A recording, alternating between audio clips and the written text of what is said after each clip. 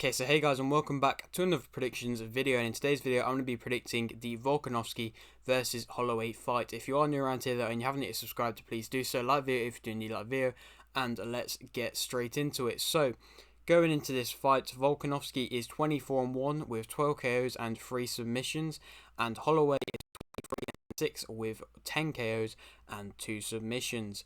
This fight is for the featherweight belt in which Volkanovski currently holds.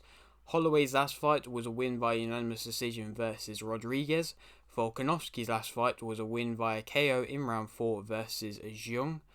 In their last fights against each other, Volkanovski's won both, but they decided to rematch it as the last fight was very close. There was some controversy perhaps on the last fight, and certain people saying that Holloway deserved to win that fight as it was on the split decision victory.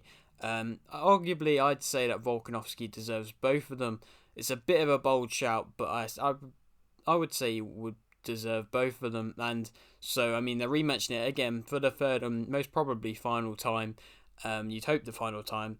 And it would be nice to see Volkanovski clearly get some sort of knockout or submission to be able to just kind of... how do I say it? To get rid of any of the doubts, that's what I should say. This is Volkanovski's 4th defense of the belt, and this is Holloway's 9th title fight. Volkanovski is known for his powerful punches, which he showed against Jung very much so. Holloway has a great chin and can throw strikes as also shown through his fight versus Keita, which he took some big blows.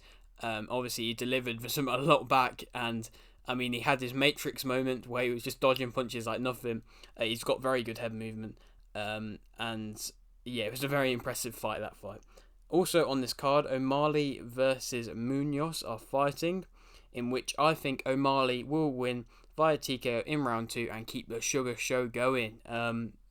I don't think he's as bad as everybody's saying. I know he has... Well, nobody's really saying he's bad. It's just nobody's saying that he's really tested himself, which is relatively true. He's kind of been saying, I'll fight the bigger fights if you pay me more, which is kind of funny, but it's actually kind of true. It's like the fighters should be paid what they are deserving because they are putting their lives on the line going into that cage. But fair play to him. This is a pretty hard fight, to be fair. But I still think he'll be able to get the win via TKO in round 2. Going back to the Volkanovski fight, Volkanovski is the clear favourite, and I think that Volkanovski will win via KO in round 5. I think it'll be a close fight again, relatively, but I do think in the end Volkanovski will have just more of a want to get a KO in this fight, just to silence any of the doubters, like I said before. So I think in the end he probably will just about be able to get a KO in the final round. And then it's interesting. He's been saying that he wants to go up to lightweight and fight Oliveira.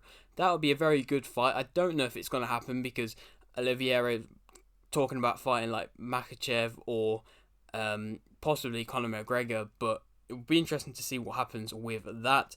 Or if he wants to stay in his own division, somebody like Emmett just got a nice win over Keita in a couple of weeks ago. So if he wants to fight Emmett, he's really calling for it. So it'll be interesting to see if that does actually end up happening. But yeah, that is it for today's video. I hope you did enjoy. Like the video if you did indeed like the video, subscribe if you're new, and thanks for watching.